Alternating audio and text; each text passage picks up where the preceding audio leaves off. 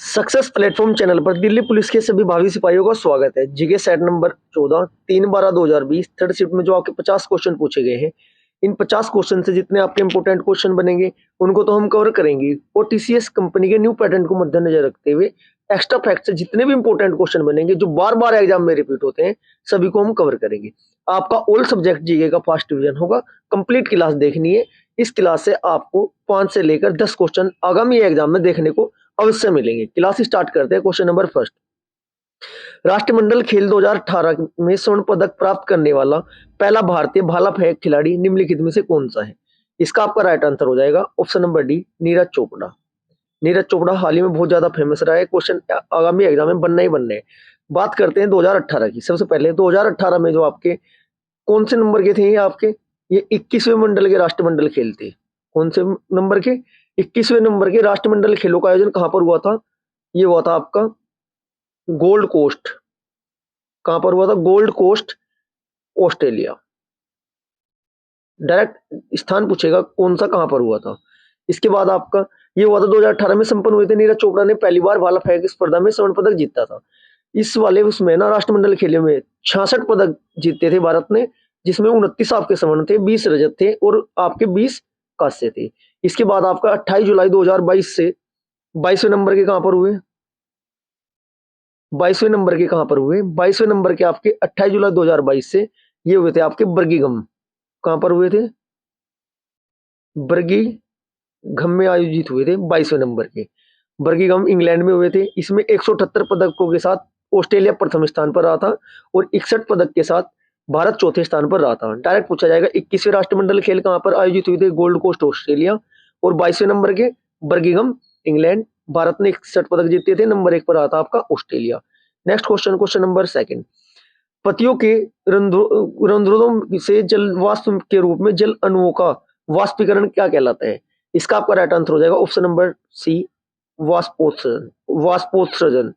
अब क्वेश्चन ये बनता है, इसकी वाष्पोत्सर्जन की दर को मापने के लिए किस यंत्र का प्रयोग किया जाता है? डायरेक्ट याद रखना है आपको, पोटोमीटर।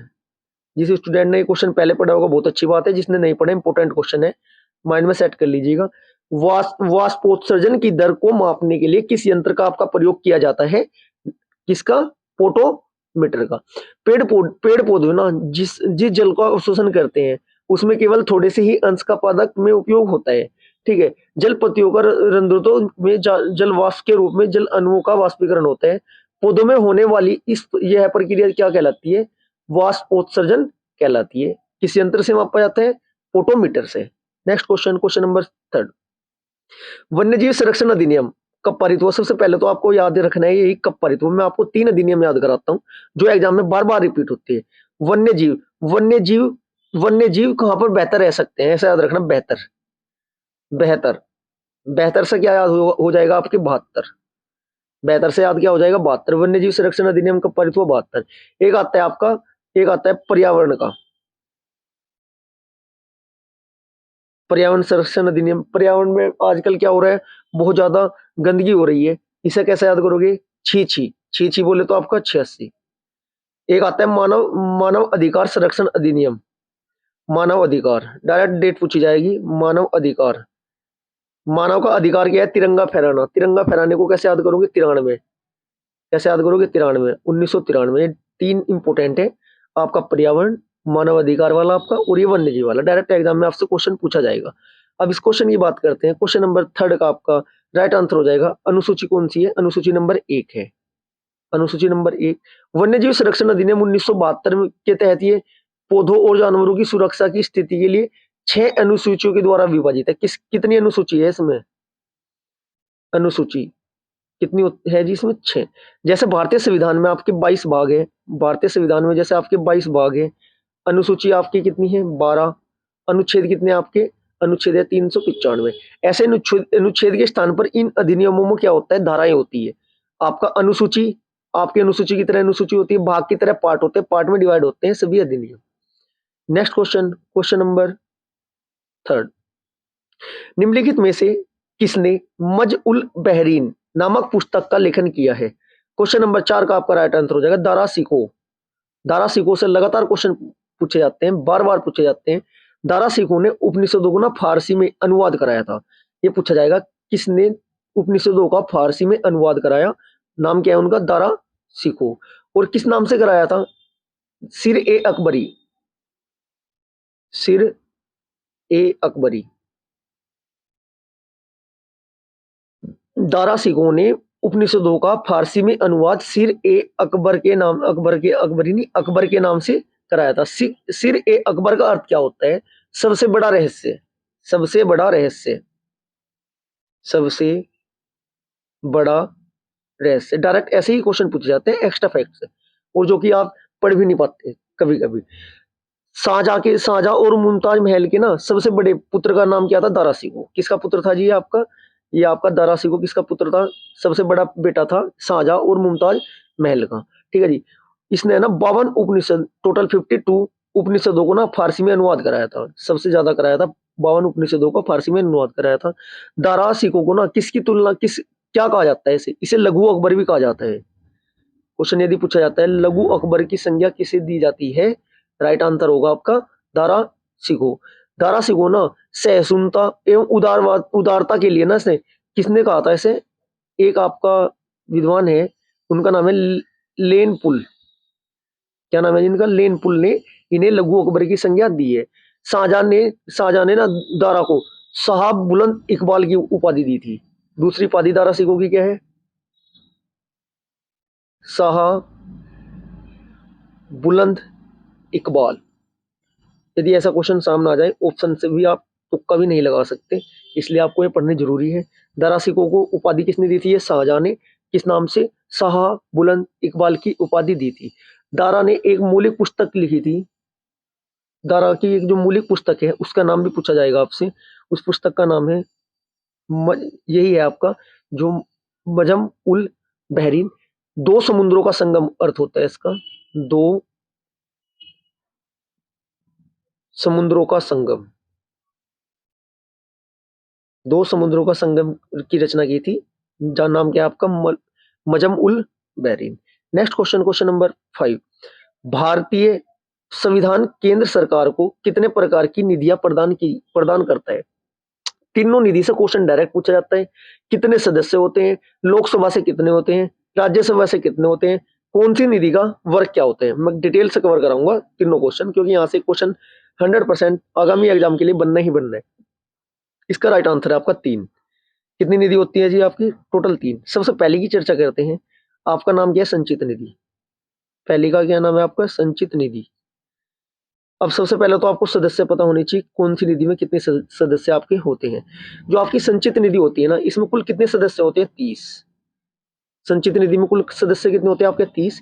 जिसमें से आपके 20 तो होते हैं आपके लोकसभा से, और आपके 10 होते हैं राज्यसभा से।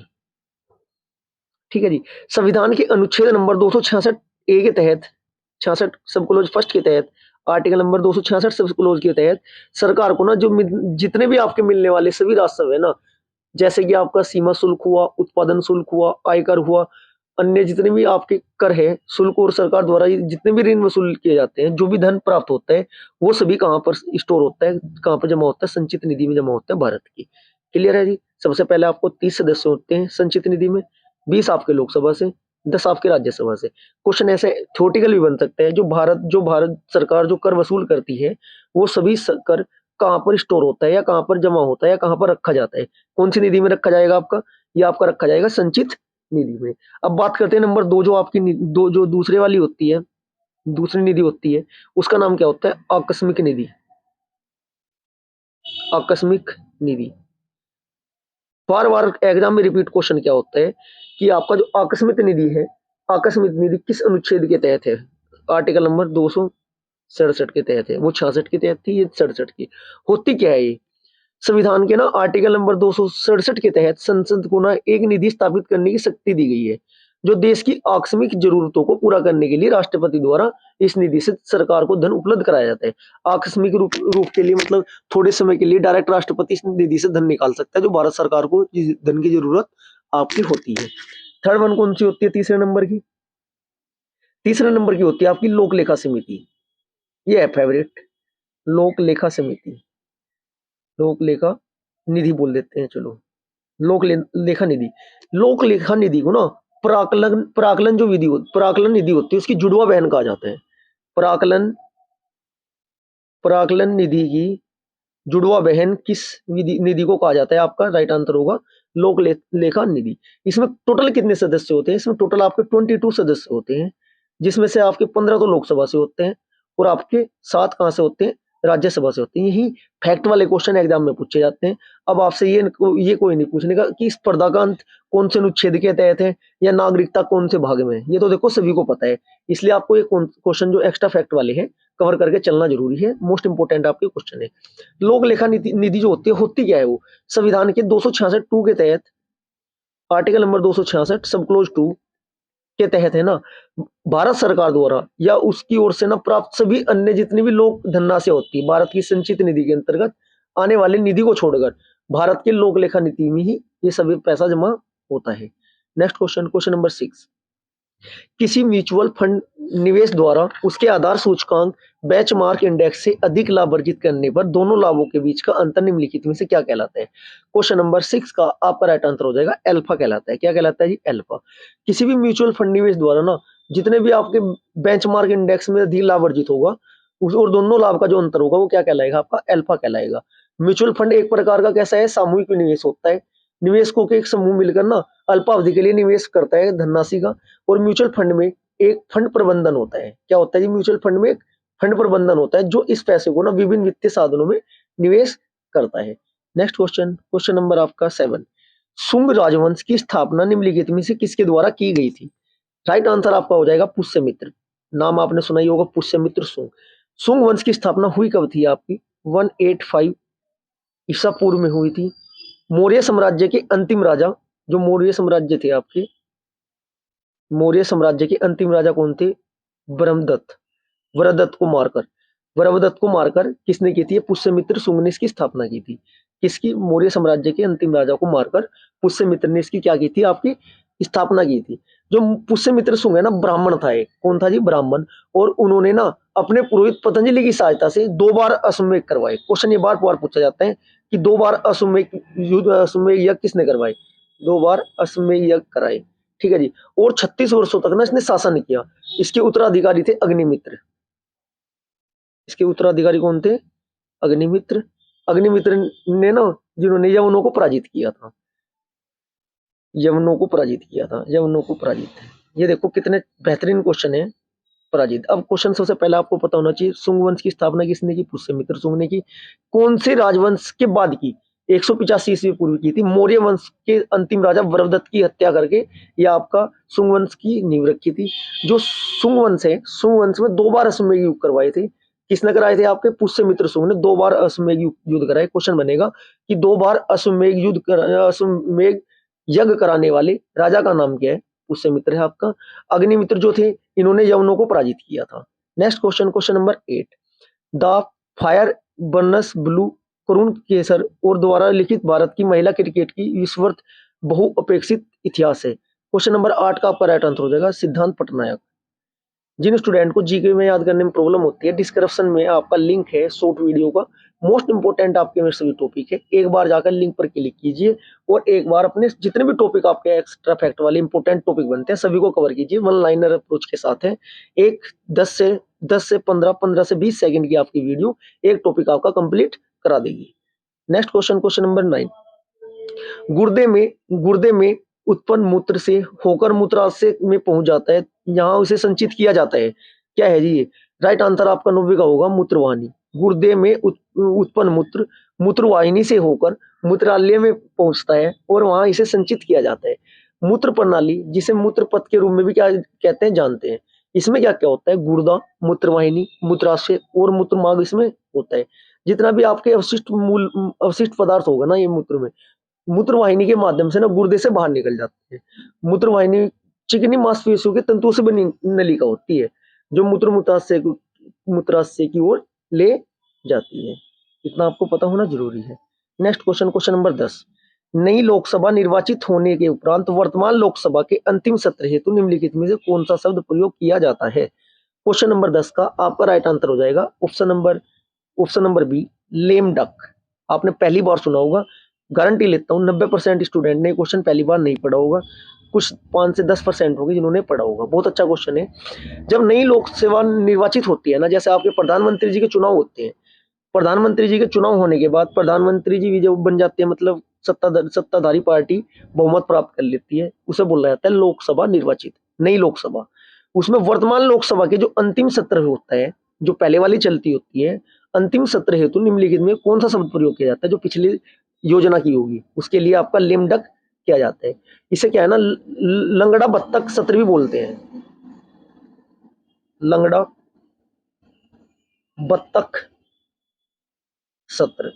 इसको एक तो आपका लेम डक बोला जाता है, दूसरा क्या बोला जाता है, लेमड़ा बत्तख डक सत्र भी बोलता है। तात्पर्य क्या हुआ इससे, इसमें ना एक नई लोकसभा के निर्वाचित होने के बाद जो मौजूदा लोकसभा के अंतिम सत्र होता है ना, उसमें क्या होता है, लोकसभा के ऐसे सदस्य जो नई लोकसभा के लिए फिर से निर्वाचित नहीं हो सके, उन्हें उन्हें लंगड़ा बत्तख सदस्य कहा जाता है। अब आपसे पूछा जा सकता है, सपोज कीजिए जो आपकी पिछली आपकी जो योजना थी 5 साल की लोकसभा, उसमें कुछ सदस्य ऐसे होंगे जो नई लोकसभा में आपका सदस्य नहीं बने, लोकसभा का मतलब सांसद पद के लिए नहीं खड़े हुए या आपका चुनाव नहीं जीत पाए, तो वो अगली इस योजना के सदस्य तो बन नहीं पाएंगे, सांसद तो बन नहीं पाएंगे। जब वो अगली अगली योजना के अगली लोकसभा के सांसद नहीं बन पाने के, तो उन्हें किसकी संज्ञा दी जाती है, तब उन्हें कहा जाता है लंगड़े, उन्हें क्या कहा जाता है, लंगड़ा बत्तख सदस्य कहा जाता है। अब आपके समझ में आ चुका है। Next question, question number 11। भारतीय सेना के इतिहास में फील्ड मार्शल का सर्वोच्च पद धारण करने का श्रेय कि निम्नलिखित में से किसे है। क्वेश्चन नंबर 11 का आपका राइट आंसर हो जाएगा के एम करियप्पा। ये बार बार क्वेश्चन पूछा जाता है के एम करियप्पा का, डायरेक्ट पूछा जाएगा प्रथम फील्ड मार्शल कौन थे, के एम करियप्पा थे आपके। डेट कब थी इनकी, 15 जनवरी 1949। ऐसे ही क्वेश्चन आपको कवर करते चलने हैं, देखना प्रत्येक शिफ्ट में क्वेश्चन आपको देखने को मिलेंगे, जैसे मैं एक्स्ट्रा फैक्ट से आपको डिटेल कवर करा रहा हूँ। आपको क्लास कैसी लगती है, कमेंट बॉक्स में प्रत्येक स्टूडेंट कमेंट बॉक्स में बताना कि आपको क्लास अच्छी लगती है, कमी लगती है कुछ क्लास में कि सर ऐसा भी होना चाहिए, आप बता दीजिए, आप बता देना, मैं वैसे ही आपको कराना स्टार्ट कर दूंगा जो भी आपको अच्छा लगता होगा। जो आपके फील्ड मार्शल कोंटेडोर आपके एम करियप्पा थे, उस समय क्या थे, लेफ्टिनेंट जनरल थे।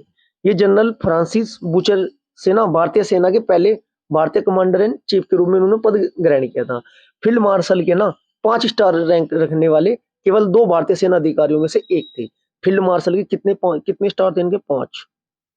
2 स्टार नहीं मिलने यहाँ पर स्टूडेंट को इतनी मेहनत के बाद। इनके कितने स्टार थे, 5 स्टार वाले ना 2 थे उस टाइम में, उनमें से एक थे। करियप्पा को फील्ड मार्शल का जो पद था वो कब प्राप्त हुआ था या ग्रहण किया था, 1986 में। कब किया था, 1986 में। भारत का पहला फील्ड मार्शल पद सेम मानेकशॉ को दिया गया था। लेकिन एक क्वेश्चन पूछ सकते हैं, प्रथम फील्ड मार्शल का जो पद है वो किसे दिया गया था, वो आपका दिया गया था सेम मानेकशॉ। 2 नाम फेमस है, एक तो आपका सेम मानेकशॉ और एक आपका के एम करियप्पा। ये बार बार पढ़ते हुए आप लगातार आ रहे होंगे। इन्हें मानेकशॉ को कब प्रदान किया गया था, ये 1973 और फील्ड मार्शल का इन्होंने 1986। मानेकशॉ और करियप्पा, आपको 2 नाम याद रखने हैं इस क्वेश्चन से। Next question, question number 12। भारतीय रेलवे सुरक्षा बल ने सितंबर 2020 में अवैध सॉफ्टवेयर खालिस्तान को संचालन प्रतिबंधित कर दिया है, जिसे सपुष्ट रेलवे आरक्षण कन्फर्ड रेलवे रिजर्व में हेरफेर करने के लिए उपयोग किया जाता था। क्वेश्चन नंबर 12 का आपका राइट आंसर होगा रियल मैंगो। क्या है जी, रियल मैंगो। आरपीएफ की फुल फॉर्म क्या है, रेलवे प्रोटेक्शन फोर्स है। इसने है ना एक ये सॉफ्टवेयर था इनका रियल मैंगो को, उसे है ना इन्होंने बंद कर दिया क्योंकि उसमें है ना ज्यादा धांधली होती थी। ये आपका 9 सितंबर 2020 को इन्होंने अवैध कर दिया, सॉफ्टवेयर के संचालन का पता लगाया था। Next question, question number 13। Shivaji के शासनकाल में निम्नलिखित में से कौन सा कर वसूल किया जाता था। राइट आंसर हो जाएगा आपका option number B, sir Deshmukhi. कौन सा, सर देशमुखी। शिवाजी ने ना जागीरदारी प्रणाली को क्या किया था, समाप्त करके रेतड़वाड़ी प्रणाली में बदल दिया था। वंशागुत्रु जो राजस्व अधिकारी की जो स्थिति थी उन्हें भी परिवर्तित कर दिया था। इसमें क्या था, देशमुख, देश पांडे, पाटिल एवं कुलकर्णी के नाम से जाना जाता था।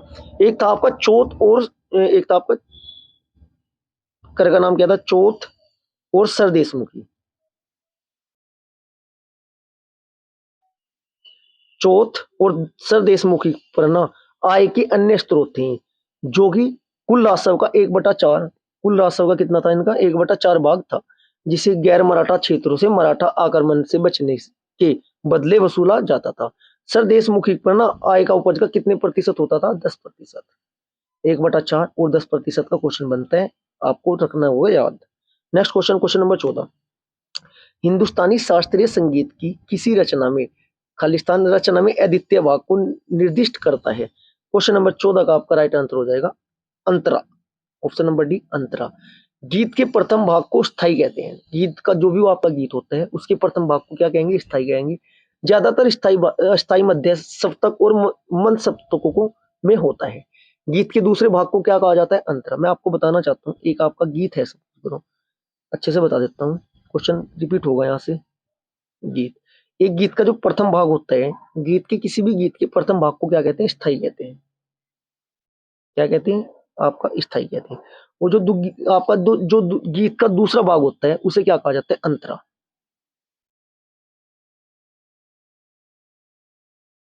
दूसरा भाग होता है उसे क्या कहा जाता है, अंतरा कहा जाता है। यह मध्य सप्तक के, जैसे कि आपका गे, मैं या पै से शुरू होता है, पै से शुरू आपका होता है, होकर तार सप्तक में जाता है। कहां तक जाता है, तार सप्तक में जाता है। अंतरा कभी भी तार सप्तक पे रुक जाते हैं। ठीक है, बस इतना ही आपको पता होना चाहिए। प्रथम को स्थाई, अंतिम को आपका अंतरा, गैस में और ये पैसे शुरू होकर तार सप्तक में जाता है। अंतरा कभी भी तार सप्तक पे क्या हो जाता है, रुक जाता है, और कभी मध्य सप्तक के मध्यम या पंचम तक चला जाता है। नेक्स्ट क्वेश्चन, क्वेश्चन नंबर 15, निम्नलिखित में से किसने 1858 में झांसी के किले की घेराबंदी की थी। क्वेश्चन नंबर 15 का आपका राइट आंसर हो जाएगा सर ह्यूज रोज। ये रोज रोज लड़ाई कर रहा था, ये ऐसे याद रखना ट्रिक से, ये रोज रोज लड़ाई करता था। रानी लक्ष्मीबाई का क्या था मैटर, रानी लक्ष्मीबाई भारतीय स्वतंत्रता संग्राम की एक बहादुर योद्धा थी, लेडीज थी ये। 1853 में क्या होता है, 1853 में झांसी के अन्य शासक जो महाराज गंगाधर राव थे, ये क्वेश्चन कम से कम आपको मैं अभी तक 14 13वां सेट करवा चुका हूँ, 6 सेट में ये क्वेश्चन रिपीट हुआ है। गंगाधर राव थे ये आपके, गंगाधर राव, गंगाधर राव की मृत्यु हो गई थी जी 53 में। वो लॉर्ड डलहौजी ने ना गोद लिए बच्चे को सिंहासन के विविध उत्तराधिकारी के रूप में स्वीकार करने के लिए इनकार कर दिया था। क्वेश्चन यहाँ से बनता है कि राज्य हड़प नीति लागू की, जो आप सुनते हो ना कि राज्य हड़प नीति क्या थी, जिस राजा के कोई लड़का नहीं था तो उसके राज्य को ना हड़प लिया जाता था। दत्तक पुत्र का जो आपका गोद लिए जो बच्चा है उसे आप राजा नहीं बना सकते थे, डलहौजी ने ये नियम निकाला था। होता क्या है, 1800 1858 में 1858 में सर ह्यूरोज ने ना झांसी के किले की घेराबंदी कर ली थी, क्योंकि इनके कोई लड़का नहीं था। और रानी लक्ष्मीबाई ने ना अपने साम्राज्य को विलय से बचाने के लिए अंग्रेजों के खिलाफ ना बहुत बहादुरी से लड़ी थी। डायरेक्ट क्वेश्चन पूछा जाता है, ये वीर गति को कब प्राप्त हुई, 17 जून 1858 को क्या हुआ है, शहीद हो गई थी जी। ये मैदान में लड़ते हुए उनकी मृत्यु हो गई थी। किससे इनका युद्ध हुआ था, नाम यही है आपका सर ह्यूरोज। क्वेश्चन बनता है कि रानी लक्ष्मीबाई की जो आपकी वीरगति को प्राप्त हुई थी किससे युद्ध करते हुई थी, सर ह्यूरो से युद्ध करते हुए हुई थी। नेक्स्ट क्वेश्चन, क्वेश्चन नंबर 16, मध्यकालीन भारत में ब्रह्मदेव शब्द प्रयोग होता था, किसके लिए होता था। क्वेश्चन नंबर 16 का आपका राइट आंसर हो जाएगा भूमि के उपहार। 9वीं शताब्दी में चोल वंश था जी आपका, पल्लव कौन था आपका, चोल वंश पल्लव हो गए ना, धमसा धवंसा शेषों पर ना स्थापित हुआ था ये। इस वंश के जो संस्थापक थे नाम था उनका विजाल्य। याद कैसे करोगे, पल्लव, लव मतलब प्यार, लव मतलब प्यार, प्यार हमें किससे है, विजय जब हमारी हो जाएगी तब बहुत ज्यादा प्यार हो जाएगा। या जब प्यार कब होगा, जब विजय प्राप्त कर लोगे, नौकरी लग जाएंगे तो सभी को प्यार हो जाएगा आपसे। चलो जी ठीक है, यहाँ तक क्लियर हुआ। इनकी राजधानी क्या थी, तंजावुर थी इनकी राजधानी, तंजावुर, तंजावुर इनकी राजधानी थी। विजाल्य ने ना नरकेसरी की उपाधि धारण की थी, जो विजाल्य था ना किसकी उपाधि धारण की थी, नरकेसरी। ये वन लाइनर अप्रोच के ही क्वेश्चन आपको बहुत अच्छा स्कोर करने के लिए मदद करेंगे। नरकेसरी की उपाधि धारण की थी इन्होंने, और इन्होंने एक मंदिर बनवाया था।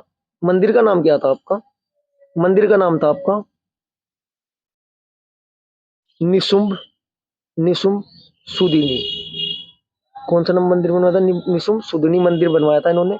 और चोल काल में भूमि के जो प्रकार थे वो कैसे कैसे थे अब बताते हैं। मैं उनके तीनों टाइप बताऊंगा जहां से क्वेश्चन आपका डायरेक्ट पूछा जाएगा। नंबर 1 पूछा जाएगा आपसे विल्लन वगाई, विल्लन वगाई।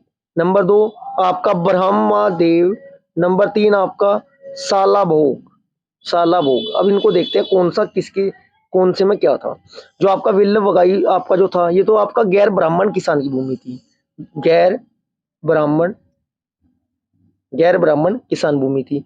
जो आपका ब्रह्मादेव था ये ब्राह्मणों को उपहार में दी गई भूमि थी, ब्राह्मणों को उपहार में दी गई भूमि थी। जो आपका ये साला भोग था ये किसी विद्यालय के रख रखाव की भूमि थी। देखो जैसे कि आपका ब्रह्मादेव शब्द का प्रयोग हुआ है ये आपको ब्राह्मणों को उपहार में दी गई भूमि कहलाता है। ऐसे ही आपसे पूछा जाएगा वेलन बगाई किस प्रकार की भूमि थी, यह आपकी गैर ब्राह्मण किसानों की भूमि थी। ऐसे पूछा जाएगा साला भोग जो भूमि थी यह शब्द किसके लिए प्रयोग किया जाता है, ये किसी भी विद्यालय के रख रखाव के लिए जो भूमि दान की जाती थी उसे क्या कहा जाता था, साला भोग कहा जाता था। Next question, question number 17। महासागरों के अध्ययन से जुड़ा संगठन the international union for of nature and mission blue द्वारा अंडमान निकोबार द्वीप समूह एक लक्ष्य द्वीप समूह को क्या नाम दिया गया है। क्वेश्चन नंबर 17 का आपका राइट आंसर हो जाएगा होप स्पोर्ट। क्या नाम दिया गया है, होप स्पोर्ट। होप स्पोर्ट ये कहा गया है, होप स्पोर्ट ऐसे विशिष्ट समुद्री परिस्थिति तंत्र वाले क्षेत्रों को दिया जाता है जिसमें जलीय अधिवासों एवं समुद्री जैव विविधता के बहुत ज्यादा प्राप्त होती है। महासागरों के अध्ययन से जुड़ा ये आपका एक ऑर्गेनाइजेशन है। ठीक है जी। अंडमान निकोबार द्वीप समूह को हॉटस्पॉट घोषित इन्होंने कर दिया है। नेक्स्ट क्वेश्चन मिशन ब्लू के तहत किया है, किसकी mission blue. Next question, question number 18। मेदिकेरी पर्वतीय स्थल निम्नलिखित में से किस राज्य में आपका स्थित है। क्वेश्चन नंबर 18 का आपका राइट आंसर हो जाएगा ऑप्शन नंबर सी, कर्नाटक राज्य में आपका स्थित है। जो मदिकेरी कर्नाटक के कहां पर है, यह आपका गुडगू जिले में स्थित है। भारत के स्कॉटलैंड के नाम से इसे जाना जाता है। क्वेश्चन पूछा जाएगा आपसे जो भारत का स्कॉटलैंड, भारत का स्कॉटलैंड के नाम से मशहूर एक खूबसूरती पहाड़ी नगर है। इसका नाम यहाँ से पहले क्या हुआ था, पहले शासक मद्दू राजा थे। राजा मद्दू राजा के नाम पर पड़ा था। कर्नाटक का यह पर्वतीय स्थल समुद्र तल से कितना है, लगभग 1450 मीटर की ऊंचाई पर है। कर्नाटक में ना लगभग 24 वन्य जीव अभ्यारण्य एवं 5 राष्ट्रीय उद्यान स्थित है। क्वेश्चन आपसे डायरेक्ट पूछा जाएगा भारत का स्कॉटलैंड के नाम से कौन सी जगह मशहूर है या पहाड़ी नगर मशहूर है, नाम है उसका आपका Madikeri. Next question, question number 18। फरवरी 2020 की स्थिति के अनुसार अंतर्राष्ट्रीय हॉकी फेडरेशन की रैंक में भारतीय महिला टीम का स्थान कौन सा है। क्वेश्चन नंबर 19 का आपका राइट आंसर हो जाएगा सी, 9वां स्थान आपका है भारतीय। अब यदि बात करते हैं 22 की, 2022 का भी तो क्वेश्चन बनने के चांस पूरे पूरे हैं। बात करते हैं 2022 की। अंतर्राष्ट्रीय हॉकी महासंघ द्वारा जारी विश्व रैंकिंग 2022 में भारतीय पुरुष हॉकी टीम का कौन सा स्थान है। चौथा तो आपका मैन वाले हैं, चौथा है, जबकि महिला वालों का छठा है। छठे पे महिला है वर्तमान में, और आपका चौथे नंबर पे कौन से हैं, पुरुष है। इतना आपको पता होना चाहिए। जो अंतर्राष्ट्रीय हॉकी महासंघ है FIH बोलते हैं इसे, FIH की स्थापना कब हुई थी आपकी, 7 जनवरी 1924 को हुई थी। 7 जनवरी आपका 1924 को हुई थी। कहां पर हुई थी, ये पेरिस में ना जगह का नाम पता होना चाहिए आपको। पेरिस में पॉल ल्यूट द्वारा की गई थी। मुख्यालय लुसाने स्विट्जरलैंड। देखो कितना बेहतरीन क्वेश्चन बने। अब आपको पता होना चाहिए अंतरराष्ट्रीय जो भारत है, भारत के पुरुषों में कौन सा स्थान है इस बार 2022 में, चौथा। महिलाओं में आपका छठा। अंतरराष्ट्रीय हॉकी महासंघ की स्थापना 7 जनवरी 1924 को हुई थी, डेट पूछी जाएगी। पेरिस में पॉल ल्यूट द्वारा की गई थी। मुख्यालय कहाँ है अंतरराष्ट्रीय हॉकी महासंघ का, आपका लुसाने स्विट्जरलैंड में आपका है। Next question, question number 20। Hindu विधवा पूर्ण विवाह अधिनियम निम्नलिखित में किस वर्ष में पारित किया गया था। क्वेश्चन नंबर 20 का आपका राइट आंसर हो जाएगा 1856 में आपका किया गया था। 1856 में हिंदू विधवा पूर्ण विवाह अधिनियम 16 जुलाई पूरी डेट याद रखनी जरूरी है आपको। 16 जुलाई 1856 को ये क्या हुआ था, अधिनियमित कर दिया गया था। इसमें क्या होता है, लॉर्ड कैनिंग थे उस समय, कौन थे, Lord Canning, Lord Canning Bharat के गवर्नर जनरल थे। इस अधिनियम को ना मसौदा लॉर्ड डलहौजी के कार्यकाल में ही तैयार हो गया था, ठीक है। और जिसे ईश्वर चंद्र विद्यासागर ने अधिनियम की स्थापना के लिए प्रमुख भूमिका निभाई। जो आपका विधवा पूर्ण विवाह, जो हिंदू विधवा पूर्ण विवाह में नाम किनका आता है, जिन्होंने बहुत ज्यादा भूमिका निभाई, ईश्वर चंद्र विद्यासागर, ईश्वर चंद्र विद्यासागर को ही कहा जाता है हिंदू हिंदू विधवा पूर्ण विवाह लाने वाले। Next question, question number 21। मंडूक शब्दम निम्नलिखित में किस शैली नृत्य का एक मूल तत्व है? आपका मंडूक शब्दम जो आपका है यह कुचिपुड़ी। कुचिपुड़ी क्या कैसे याद करोगे? पूरी आधी आधी खाई थी जी, पूरी जो आलू पूरी खाते हैं ना, पूरी क्या खाई थी? आधी। आधी बोले तो आपका आंध्र प्रदेश। मैं आपको सभी रिवाइज कराऊंगा इस क्वेश्चन के साथ। देखो अब मैं आपको बता देता हूँ, पहले मैं रिवाइज करा देता हूँ कैसे याद करोगे। जो आपके 5-6 इंपोर्टेंट है उन्हें याद करते हैं। कथक, कथक उत्तर भारत, कथक भरत भरतनाडु, नाडु भरतनाडु, कथक उत्तर, पुड़ी पुड़ी आदि, ज्ञान करना। चलो अब देखते हैं कथक कहाँ का है आपका? उत्तर भारत का है। भरतनाडु ऐसे बोलना, भरतनाडु। भरतनाट्यम कहाँ का? आपका तमिलनाडु का। पुड़ी, पुड़ी मतलब कुचिपुड़ी, कुचिपुड़ी आंधी, आंधी आदि सॉरी आदि का मतलब आंध्र प्रदेश। ज्ञान, ज्ञान बोले तो आपका यशगान, यश ज्ञान, यश ज्ञान कहाँ है? करना बोले तो आपका कर्नाटक। चारों क्वेश्चन इंपॉर्टेंट है, आपको याद रखने जरूरी है। अब इस क्वेश्चन की डिटेल कवर करते हैं। क्वेश्चन नंबर 21 की। कुचिपुड़ी आंध्र प्रदेश का एक प्रमुख नृत्य है जी। इसका आधार क्या है? भरत मुनि का नाट्य शास्त्र। कुचिपुड़ी का जो आधार है आपका किसका है? भरत भरत मुनि का नाट्य शास्त्र है जी। भरत मुनि का नाट्य शास्त्र। इसमें वेशभूषा ना सामान्यतः भरतनाट्यम नृत्य शैली जैसी होती है। इसमें क्या होता है? पद संचालन, हस्त मुद्राओं, गिरवा संचालन आदि पर विशेष बल दिया गया है। इतना आपको पता होना जरूरी है। इस नृत्य के ना अंग अंग पूछे जाते हैं। 4 अंग होते हैं जिसके। कितने अंग होते हैं इसके? कुचिपुड़ी शैली नृत्य के तत्व है क्या होते हैं? कितने अंग होते हैं? 4 कुचिपुड़ी के। नंबर 1 आपका होता है वाचिका। नंबर 1 क्या होता है आपका? वाचिका है जी ये। नंबर 1 वाचिका। नंबर 2 आपका होता है आहार्य। नंबर 3 आपका क्या होते हैं? अंगिका। नंबर 4 को क्या होता है आपका? सत्विका। को सभी डायरेक्ट ऑप्शन में पूछ लेगा, खतरनाक क्वेश्चन बन जाएगा यदि ये आपके ऑप्शन में देगा। पूछ लिए, बच्चा यहाँ तक नहीं पहुंच पाता। जो आपका उस राज्य से संबंधित है आंध्र प्रदेश से, उसको तो देखो पता होगा, लेकिन अदर स्टेट का स्टूडेंट इस क्वेश्चन के वहां उस लेवल तक नहीं पहुंच पाने का। Question number 22। भारत के प्रसिद्ध स्मारकों के संदर्भ में निम्नलिखित में से कौन सा युग्म आपका सही है?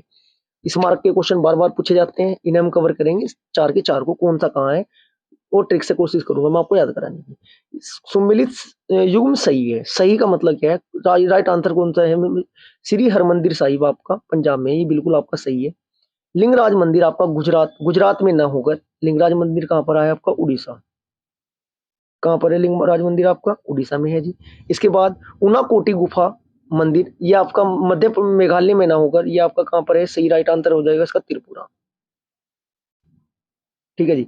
गोल गुम्बज आंध्र प्रदेश में ना होकर ये आपका कहाँ है? कर्नाटक। इंपॉर्टेंट क्वेश्चन है, एक एग्जाम में डायरेक्ट पूछा जाएगा। लिंगराज मंदिर उड़ीसा। उनकोटी गुफा कहाँ पर स्थित है? मेघालय में ना होकर आपके त्रिपुरा में। गोल गुम्बज कहाँ पर आपके? कर्नाटक में अवस्थित है। Next question, question number 23। निम्नलिखित में से कौन सा यूनेस्को की अमूर्त सांस्कृतिक विरासत नहीं है? इसका आपका राइट आंसर हो जाएगा ऑप्शन नंबर बी, रानी का वाव। रानी का वाव नहीं है जी। चलो अब थोड़ा सा अमूर्त सांस्कृतिक विरासत की जो सुरक्षा अधिनियम है ये कब अपनाया गया था? 2003 यूनेस्को द्वारा। किसके द्वारा? ये यूनेस्को द्वारा। फुल फॉर्म क्या होती है यूनेस्को की? जिस स्टूडेंट को यूनेस्को की फुल फॉर्म है कमेंट बॉक्स में इसका आंसर देना। होता क्या है आपका? 2003 में अपनाया गया था ये। कब अपनाया गया था ये? 2003 में। इस कन्वेंशन की अंतर समिति में कितने सदस्य होते हैं? इसमें सदस्य होते हैं आपके 24 सदस्य होते हैं जी। और यूनेस्को द्वारा भारत में मान्यता प्राप्त कितनी अमूर्त सांस्कृतिक विरासत है? वर्तमान में 14 विरासत है जी सांस्कृतिक।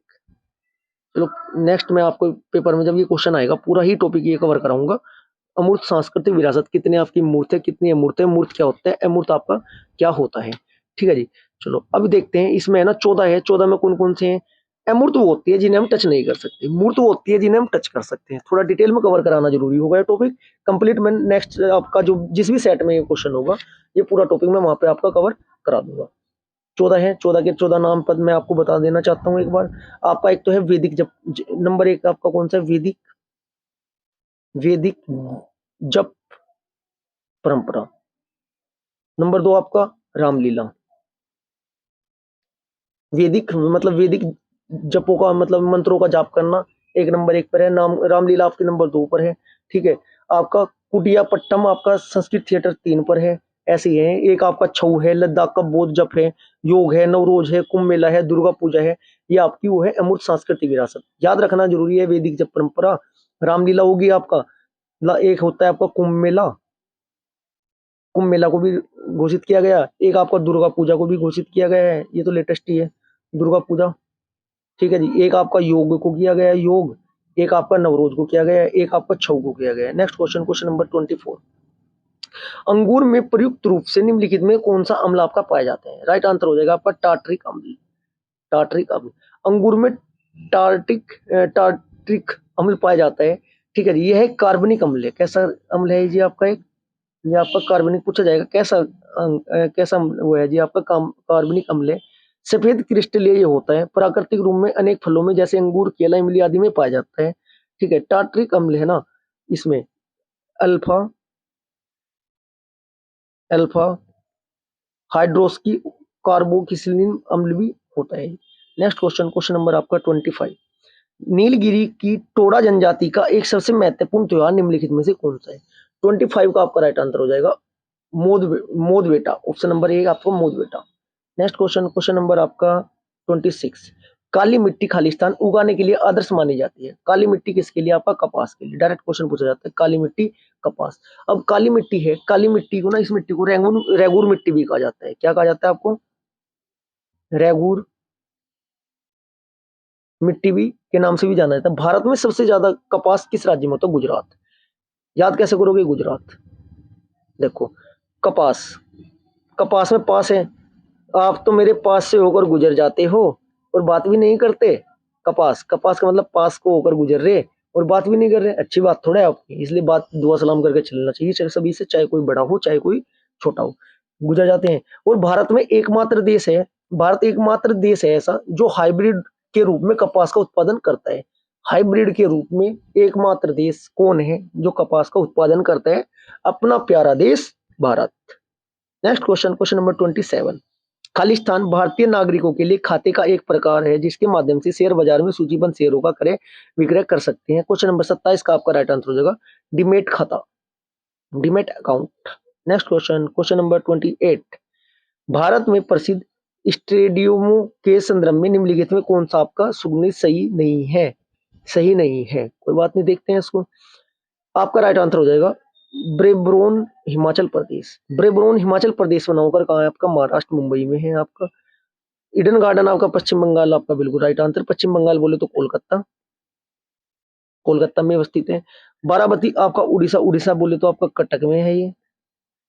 और आपका मोटेरा आपका गुजरात है, ये गुजरात के अहमदाबाद में है। और एक अरुण जेटली स्टेडियम है वो आपका नई दिल्ली में। कुल स्टेडियम मेनली कितने होते हैं? तीन प्रमुख प्रमुख स्टेडियम कितने हैं टोटल? भारत में 13 है। प्रमुख बंदरगाह कितने हैं आपके? 12 है। नेक्स्ट क्वेश्चन, क्वेश्चन नंबर 29, निम्नलिखित में से कौन सा एक पैरा एथलीट है? 29 का आपका राइट आंसर हो जाएगा दीपा मलिक। दीपा मलिक है जी, दीपा मलिक हरियाणा की है, सोनीपत से बिलोंग करती है। एक दिव्यांग खिलाड़ी है जी आपकी, पैरा जिन्होंने रियो पैरा ओलंपिक 2016 में इन्होंने क्या किया था? रजत पदक जीता था, इतना आपको पता होना चाहिए। और आपका ये है ना most important extra factor question बनता है 2020 में ना, इन्हें भारत की 2020 में क्वेश्चन ये पूछा जाएगा, पैरा ओलंपिक जो समिति है उसका अध्यक्ष चुना गया है, अध्यक्ष बनी है ये 2020 में। पैरा ओलंपिक समिति का अध्यक्ष किसे बनाया गया है? किस एथलीट को बनाया गया है? दीपा मलिक को आपका बनाया गया है। नेक्स्ट क्वेश्चन, क्वेश्चन नंबर 30, अगर 2020 तक की स्थिति के अनुसार दिल्ली एनसीटी हेतु लोकसभा की कितनी सीटें हैं? लोकसभा का प्रत्येक सीटें मैं आपको मुख्य याद करा दूंगा, गारंटी देता हूँ 5 मिनट में आपके माइंड में ऐसी सेट कर दूंगा, कभी जिंदगी में नहीं भूल सकते आप। इसका आपका राइट आंसर हो जाएगा 30 का राइट आंसर हो जाएगा 7। देखो कैसे याद करेंगे। बात करते हैं दिल्ली। दिल्ली 7 दोगे ना मेरा, दिल से देना। 7 यदि आप मेरा दोगे तो दिल से देना, वीडियो को लाइक और शेयर जबरदस्त कर देना, अन्यथा साथ मत देना। देखो दिल्ली, दिल्ली की लोकसभा सीटों को कैसे याद रखोगे आप, है ना। जो मेरा 7 दोगे ना, 7 7 बोले तो 7, दिल से देना, दिल से 7। दिल्ली में लोकसभा सीटें कितनी है? 7। अब मैं बात करता हूँ सर्वाधिक किस राज्य की है। सर्वाधिक आपके अपने अपने राज्य यूपी की है। कितने हैं? 80। इसके बाद आपका एमएच आता है। एमएच बोलते हैं महाराष्ट्र। हमारा राष्ट्र महाराष्ट्र बन गया। बजाओ ताली। ताली बोले तो आपका 48। ठीक है। पश्चिम बंगाल में बवाल मचा का 42। इसके बाद आपका बिहार। बिहार की चाल कैसी है? बिहार की चाल थोड़ा धीमी है। चाल बोल रहे तो आपका 40। उत्तराखंड में कितना है? उत्तराखंड 5। दिल्ली आपका 7 ही। चलो मैं एक ये आपकी क्लास ले लूंगा कंप्लीट। अब बात आई है यहाँ से लोकसभा की, जहां से बार बार क्वेश्चन बनते हैं। कवर कराना जरूरी है जिससे कि आपका रिवीजन भी हो सके और एक नंबर आपका पक्का भी हो सके। आर्टिकल नंबर लोकसभा कौन सी में? आर्टिकल नंबर आपका 81 में है। ठीक है। कुल अधिकतम सदस्य कितने हैं? 552 थे या 550 है? 550 सदस्य हैं। और इसमें आपके राज्यों से कितने हैं? आपके राज्यों से आपके 530 होते हैं। और आपके केंद्र शासित प्रदेश आपके 20 है, जबकि वर्तमान में केंद्र शासित प्रदेश 13 ही सिलेक्टेड है, 13 ही चुने जाते हैं, 7 अभी छोड़कर चले हुए हैं। ठीक है जी, इतना आपको पता होना जरूरी है। आपको लोकसभा के सदस्य का कार्यकाल कितना होता है? आपका 5 साल होता है। लोकसभा का सदस्य बनने के लिए आयु 5 ईयर होती है। लोकसभा का सदस्य बनने के लिए आयु कितनी होनी चाहिए? 25 ईयर होनी चाहिए आपकी। लोकसभा का सदस्य क्या होता है? लोकसभा का जो चुनाव जीतता है क्या बनता है? भारत का प्रधानमंत्री। लोकसभा का जो सदस्य होता है उसे क्या बोला जाता है? सांसद। इतना आपको पता चले। निम्न सदन किसे कहा जाता है? आपका लोकसभा को ही कहा जाता है। ऐसा सदन जिसे भंग किया जा सकता है आपका लोकसभा ही है। ठीक है। जनता का सदन किसे बोला जाता है? डायरेक्ट लोकसभा को बोला जाता है जनता का सदन। ग्रीन कलर का कारपेट किस सदन में होता है? वो आपका लोकसभा में होता है। किस सदन के सदस्यों को डायरेक्ट जनता द्वारा चुना जाता है? वो आपका लोकसभा ही है। किसे भंग किया जा सकता है? द्वितीय सदन बोलते हैं इसको। बस सफिशिएंट है इतना। Next question, question number 31। मुस्लिम लीग में 1946 में सीधी कार्रवाई दिवस के रूप में घोषित किया गया था। कौन सा आपका है ये? 31 का राइट आंसर है 16 अगस्त को। 16 अगस्त 1946 को अंग्रेजों ने भारतीय उपमहाद्वीप से चले जाने के लिए एक अलग मुस्लिम देश की मांग कर को बल दिया था, और जिसे क्या बोला गया था? इसे बोला गया था सीधी कार्रवाई दिवस। Next question 32। उत्तरी गोलार्ध में ग्रीष्मकालीन संक्रांति के महीने में होती है। 32 का आपका राइट आंसर हो जाएगा जून के महीने में होती है। 21 जून याद रखना है आपको। दो डेट है बस, दो की दो माइंड में सेट करनी। 21 जून को। और दक्षिणी गोलार्ध में होती है आपका 21 दिसंबर को। ये आपका दक्षिण वाले में होती है। ठीक है। Next question, question number 33। निम्नलिखित में से किस पुस्तक का लेखन लेखन पोस्टर ई एम पोस्टर ने किया था? 33 का आपका राइट आंसर होगा the the passage to India. The passage to India, ये आपका लेखक का नाम था पोस्टर थे। इन्होंने 2000 नहीं 1920 के दशक में से बनाया था। अब बात करते हैं जो आपकी मेन है, जो most important, train to Pakistan. Train to Pakistan के लेखक है खुशवंत सिंह। ये ज्यादा खुश हो रहे थे, इन्होंने ट्रेन टू पाकिस्तान ही चला दी। खुशवंत सिंह 1956 में प्रकाशित हुई थी। अब बात करते हैं किसकी? द हंगरी टाइड के है अमिताभ घोष।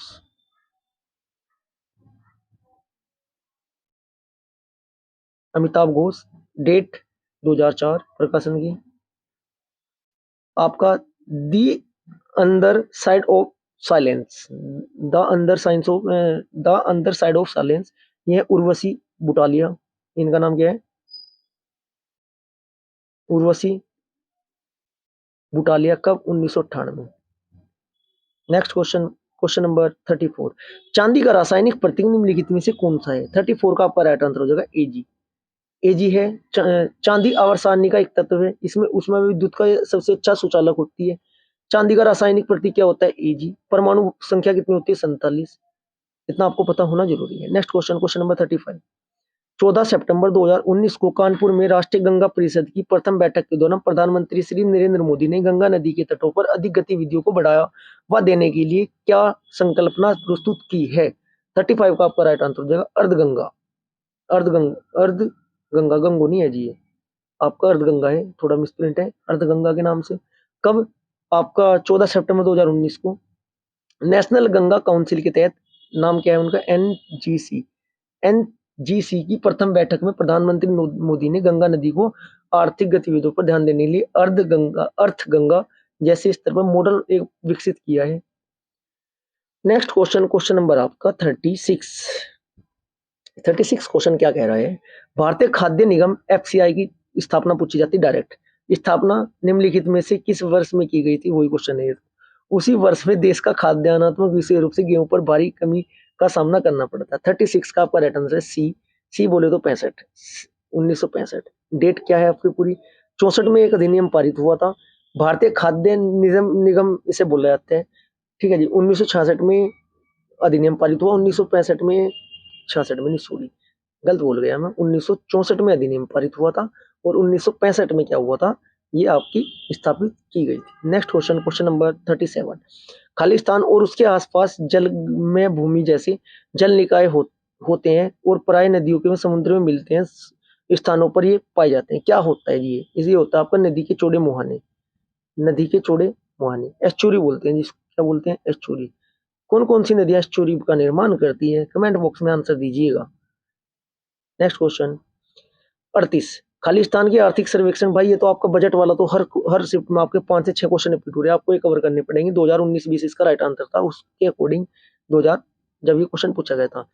2.5 दिन का झोपड़ा खालिस्तान स्थित में एक सबसे पुरानी मस्जिद है, कहाँ पर है ये आपका, ये आपका अजमेर में है जी। 2.5 दिन का झोपड़ा, ये ऐतिहासिक इमारत है, ये राजस्थान का शहर है अजमेर, वहां पर है। क्या होता है, ये है ना, सम्राट बिसल देव थे, क्या नाम था उनका, बिसल देव ने 1153 में बनवाया था। यह पहले एक संस्कृत विश्वविद्यालय होता था, संस्कृत विश्वविद्यालय आपका होता था, जो बाद में विदेशी आक्रांत, इनका नाम था क्या, कुतुब उद दीन ऐबक, कुतुबुद्दीन ऐबक ने मस्जिद के रूप में इसे स्थापित कर दिया था। पहले क्या था यहाँ पर, संस्कृत विद्यालय। मस्जिद को बनवाने के लिए ना 2.5 दिन ही लगे थे, 2.5 मतलब 2.5 डे ओनली लगे थे, इसलिए इसे 2.5 दिन का झोपड़ा कहा जाता है। Next question 40। निम्नलिखित में से कौन सा हड़प्पा कालीन स्थल गुजरात में स्थित नहीं है। क्वेश्चन नंबर 40 का बहुत अच्छे से हम कवर करेंगे। इसका आपका राइट आंसर है, गुजरात में आपका अमरी नहीं है, अमरी नहीं है, अमरी आपका गुजरात में नहीं, हड़प्पा। मैं आपको बात बताता हूँ, हड़प्पा, हड़प्पा, हड़प्पा को याद रखना, पप्पा किसके पप्पा, रवि के पप्पा, किस नदी के किनारे है स्थित, बड़े दयावान है पप्पा, रवि के दयावान है, दयाराम साहनी। 1921, जो रवि है ना, इसकी उम्र कितनी है, 21। कैसे याद करोगी, नदी कहाँ पर स्थित है, किस नदी, सॉरी स्थान कहाँ पर स्थित है वर्तमान में, लोकेशन, और किस नदी के किनारे स्थित है, ये सभी हम आपको मैं ट्रिक से करा चुका हूँ। एक बार डिस्क्रिप्शन बॉक्स में आपको लिंक मिल जाएगा हिस्ट्री का, जाके देखिएगा, बहुत अच्छी अच्छी ट्रिक है। एक बार शॉर्ट वीडियो कंप्लीट कर लो, हिस्ट्री, भूगोल, भारत का भूगोल, अर्थव्यवस्था, संविधान, ठीक है जी, कला संस्कृति, विविध, मोस्ट इंपोर्टेंट एक्सेप्टेड को, जो जितने भी आपके टॉपिक है 10 20 25 30 सेकंड में कवर कराए गए हैं। यदि आप 2 या 3 बार उन वीडियो को देख लोगे, आपकी जीके में बहुत ज्यादा कॉन्फिडेंस बिल्डअप हो जाएगा, देखिएगा जरूर एक बार। अब बात करते हैं हम हड़प्पा की। पप्पा किसके थे, रवि की। इसका मतलब हड़प्पा जो आपका नगर है, रावी नदी के किनारे स्थित है। खोज किसने की थी, स्थापना किसने की, दयाराम साहनी ने की थी। कब की थी, 1921 में। अब इसका तो आपको आंसर पता चल चुका है। अब बात करता हूँ मैं, जो आपको बार बार पूछे जाते हैं, लोथल, लोथल, लोथल ये आपका कहां पर स्थित है, लोथल है आपका, लोथल गुजरात, लोथल कहां पर स्थित है, गुजरात में। रंगपुर, ये भी आपका गुजरात में स्थित है। धोलावीरा, ये भी आपका गुजरात में स्थित है। एक आता है बनवाली, क्या नाम आता है, बनवाली, बनवाली आपका कहां पर है, ये बनवाली आपका हरियाणा। बलियारी, बलियारी कहां पर, हरियाणा। एक आता है आपका रोपड़, रोपड़ कहां पर है आपका, पंजाब। ठीक है जी, एक आता है आपका आलमगीर, आलमगीर अपना यूपी। ठीक है, एक आता है अमरी, अमरी जो ये आपका गलत था, ये आपका कहां पर अवस्थित है, ये आपका सिंध है, पाकिस्तान में अवस्थित है। ये क्वेश्चन बार बार एग्जाम में पूछा जाता है, आपको एक टॉपिक कवर करना होगा यदि आप एक नंबर पक्का करना चाहते हो। 41। पार्श्विक निम्नलिखित में से किसका आपका मात्रक होता है। क्वेश्चन नंबर 40 वन का राइट आंसर हो जाएगा लंबाई का। पारसेक अंतरराष्ट्रीय जो एसआई यूनिट होती है 1960 में मापतोल अधिवेशन के रूप में स्वीकार कर लिया था। इसमें मूल मात्रक कितने होते हैं? 7। 7 मूल मात्रक होते हैं। 7 मूल मात्रक होते हैं। जैसे आपका लंबाई का मात्रक मीटर, ठीक है जी। भार का मात्रक केजी, किलोग्राम, ठीक है जी। समय का मात्रक सेकंड, ठीक है जी। पारसेक लंबाई की खगोलीय इकाई होती है। जो पारसेक है ना लंबाई की, कैसी इकाई है आपकी?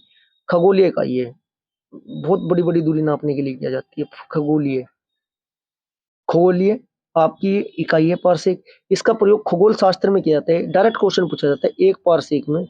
अभी तक आप प्रकाश वर्ष पढ़ते आ रहे होंगे, लेकिन प्रकाश वर्ष से भी बड़ी होती है। एक पारसेक में 3.26 प्रकाश वर्ष होते हैं। इंपॉर्टेंट फैक्ट है आपका, डायरेक्ट पूछा जाएगा। प्रकाश वर्ष से भी कितनी बड़ी होती है? एक पारसेक बराबर 3.26 आपका प्रकाश वर्ष होते हैं। Next question, question number 42। Nobel पुरस्कारों के संदर्भ में निम्नलिखित में से कौन सा युग्म आपका सही नहीं है? 42 का आपका राइट आंसर हो जाएगा चंद्रशेखर वेंकट चिकित्सा। अब बात करते हैं नोबेल पुरस्कार नोबेल फेडरेशन द्वारा स्वीडन के वैज्ञानिक अल्फ्रेड नोबेल की याद में दिए जाते हैं। ये कितने क्षेत्रों में दिए जाते हैं आपके नोबेल पुरस्कार? 6 क्षेत्र होते हैं। सबसे पहले आपको पता होना चाहिए कितने क्षेत्र होते हैं? 6। कौन कौन से होते हैं? नंबर शांति, शांति के बाद आपका साहित्य लिटरेचर, शांति को पीस बोलते हैं, साहित्य को आपका लिटरेचर बोलते हैं। फिर आपका भौतिकी, फिर आपका चिकित्सा, फिर आपका इकोनॉमिक्स अर्थशास्त्र, फिर आपका रसायन। कितने क्षेत्रों में दिए जाते हैं? हाँ भैया, 6 क्षेत्रों में आपके दिए जाते हैं। अब बात करते हैं भारतीय नोबेल पुरस्कार जो प्राप्त करता है किसको, किस क्षेत्र में आपको दिया गया था। सबसे पहले हम बात करते हैं जो पूछा जाता है रविंद्रनाथ टैगोर। मैं शॉर्ट नाम लिखूंगा क्योंकि क्लास ज्यादा लंबी हो जाएगी। रविंद्रनाथ टैगोर को साहित्य के क्षेत्र में दिया गया था। इसके बाद आता है आपका चंद्रशेखर वेंकट रमन, इन्हें दिया गया था भौतिकी के। यही आपका गलत है, भौतिकी के।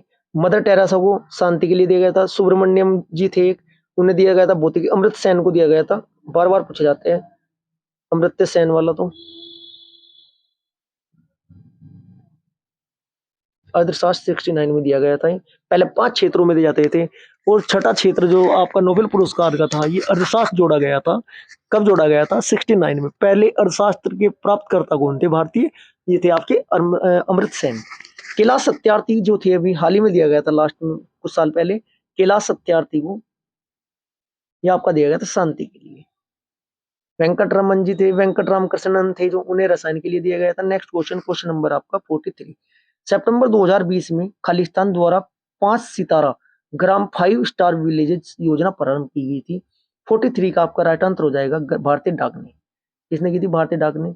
ये आपका क्या होता है इसमें? भारतीय डाक विभाग ने 5 स्टार विलेज नाम एक योजना 2020 में प्रारंभ की थी। इस योजना में दूर दराज के गाँव में ना सार्वजनिक जागरूकता, डाक उत्पादों, डाक सेवाओं की पहुंच को बढ़ाने के लिए आपकी शुरू की गई थी। Next question, question number 44। Bharat के राष्ट्रपति की एक वैधानिक शक्ति निम्नलिखित में से कौन सी है? 44 का आपका राइट आंसर हो जाएगा डी। वह प्रत्येक आम चुनाव के उपरांत संसद के प्रथम सत्र के अधिवेशन को संबोधित कर सकते हैं। बिल्कुल है जी, संबोधित संबोधित कौन करेंगे? यही करेंगे।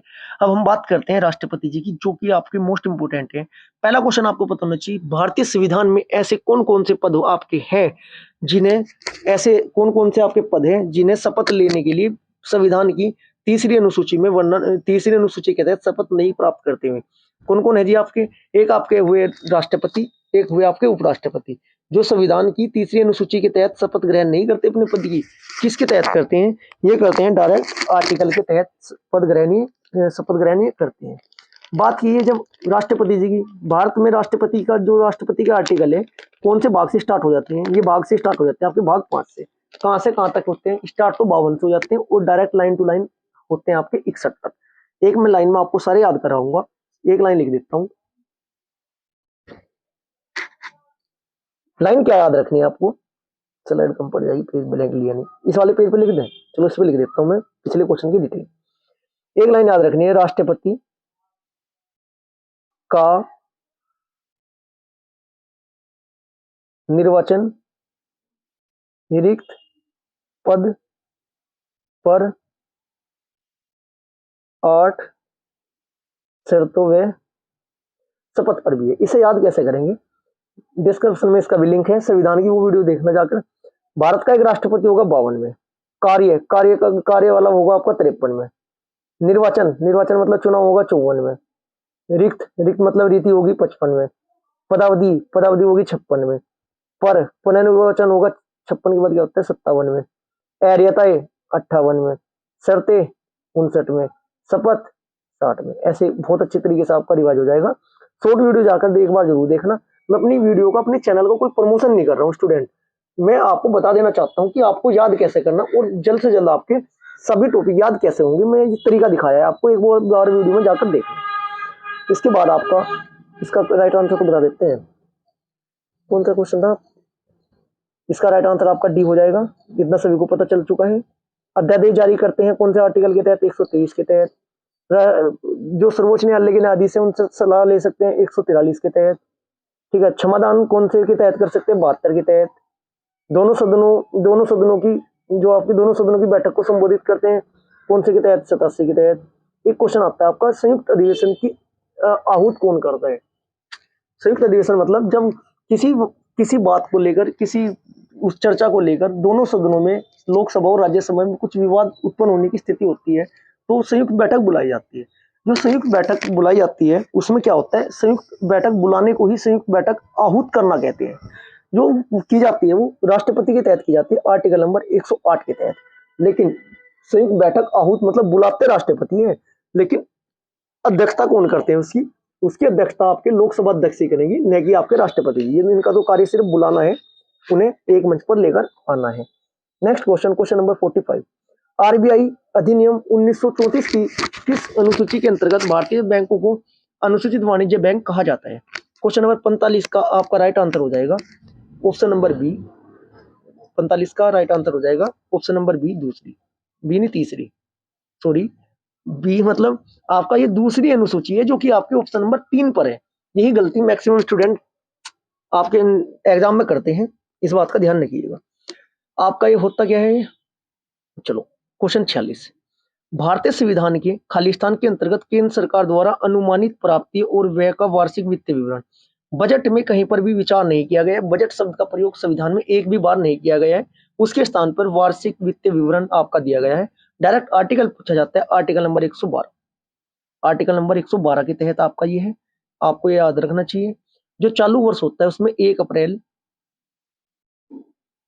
अप्रैल से शुरू होकर अगले वर्ष की 31 मार्च पर ये समाप्त हो जाता है। आर्टिकल नंबर 112 ए के तहत ये आपका होता है, व्यय का वार्षिक विवरण इसका नाम रखा गया है। नेक्स्ट क्वेश्चन 47, शब्द ये का पूर्ण रूप क्या है। 47 का आपका राइट आंसर हो जाएगा ऑप्शन नंबर डी, संयुक्त राष्ट्र अंतर्राष्ट्रीय व्यापार विधि आयोग, United nation commission of international trade law. Option number आपका डी हो जाएगा, United nation commission of international trade law, United nation commission on international trade law. इसका आपको पता होना चाहिए। ये कितने देशों में कानून लागू होते हैं, 44 देशों पर कानून लागू होता है। इसके अंतर्गत कितने देश है, आपके 44 है। नेक्स्ट क्वेश्चन नंबर 48, बंगाल के गवर्नर जनरल को निम्नलिखित में से किस अधिनियम द्वारा भारत का गवर्नर जनरल बनाया गया था। 48 का आपका राइट आंसर हो जाएगा ऑप्शन नंबर डी, 1833, चार्टर अधिनियम 1833 के तहत ये किया गया था। नेक्स्ट, उस टाइम विलियम बेटिक थे। प्रथम गवर्नर जनरल कौन थे, ऐसे भारत के प्रथम गवर्नर जनरल पूछा जाता है, विलियम बेटिंग। जब आप सभी क्लास है ना मेरी ये 13। नेक्स्ट क्वेश्चन नंबर 49, निम्नलिखित में से किस आर्थिक घटनावर्त के अंतर्गत दोनों पक्षों में से प्रत्येक के पास एक वह वस्तु होती है जिसकी दूसरे पक्ष की आवश्यकता होती है, अतएव वे बिना किसी मौद्रिक माध्यम से सीधे उन वस्तुओं के परस्पर आदान प्रदान कर लेते हैं, क्या कहलाते हैं। 49 का आपका राइट आंसर हो जाएगा आवश्यकताओं का संविदपात। ठीक है जी। नेक्स्ट क्वेश्चन नंबर 50, निम्नलिखित में से कौन सा पर्वत श्रृंखला दक्षिण अमेरिका में आपकी अवस्थित है। इसका आपका राइट आंसर हो जाएगा 50 का ऑप्शन नंबर सी, एंडीज। अब क्वेश्चन ये बनता है, दक्षिण अमेरिका उत्तर ऊपर होता है, दक्षिण आपका नीचे होता है। ठीक है, एंडीज पर्वत श्रृंखला विश्व की सबसे लंबी महाद्वीपीय पर्वत श्रेणी होती है। दक्षिण प्रशांत महासागर के समांतर दक्षिण अमेरिका में उत्तर से दक्षिण की ओर फैली है। आल्पस कहाँ का है आपका, आल्पस आपका मध्य यूरोप की है। आल्प्स कहाँ की? आपकी मध्य यूरोप की सबसे बड़ी पर्वतमाला है, जो यंग यंग फोल्ड पर्वत का उदाहरण है। पर्वतों के प्रकार, पर्वत कौन से होते हैं, कैसे होते हैं, ये बहुत बस समय नहीं लग पा रहा है, अन्यथा बहुत बेहतरीन बेहतरीन आपकी क्लास सभी ट्रिक वाली, जितने भी मैं आपको आगामी अब आपकी क्लास लूंगा, ऑल सब्जेक्ट, संविधान, हिस्ट्री, आधुनिक भारत, प्राचीन भारत, इकोनॉमिक्स, ठीक है जी, विश्व का भूगोल, आपका जितने भी आपके सब्जेक्ट है सभी क्लास में आपकी ट्रिक से याद कराऊंगा आपको कंप्लीट, रट्टाफिकेशन नहीं चलेगी। थ्योरेटिकल पार्ट तो आप बुक से भी कर सकते हो, बात तो ये है ना आपके माइंड में सेट करना। ग्रेट डिवाइडेड पर्वत आपकी कहाँ पर है? ऑस्ट्रेलिया। ग्रेट डिवाइडेड आपकी कहाँ पर है? ऑस्ट्रेलिया। और रॉकी कहाँ पर है आपका? उत्तरी अमेरिका। यदि आपको क्लास अच्छी लगी है, वीडियो को ज्यादा से ज्यादा लाइक करें, शेयर करें और चैनल को सब्सक्राइब करें। Thank you.